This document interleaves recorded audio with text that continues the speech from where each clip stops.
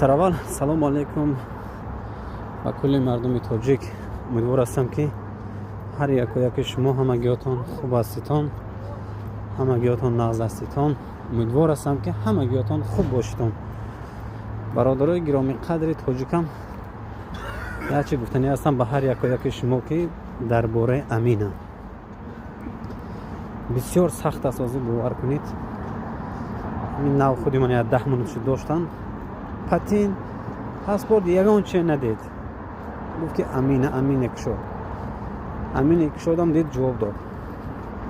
راستی گپ در پیش خودم 10 نفر جمع کرده است، در همینجا با چشم خود دیدم امین دارن یا اهمیت دادگی نیستن، ابنویت کردگی نیستن، واپسی بعضیش رجیستراسیون کردگی واپسی درآمدگی نی. برای همیشه درآمده ابنویت کنیتون هر 2 روز 3 روز با. خدا حافظ، خدا نگهبان.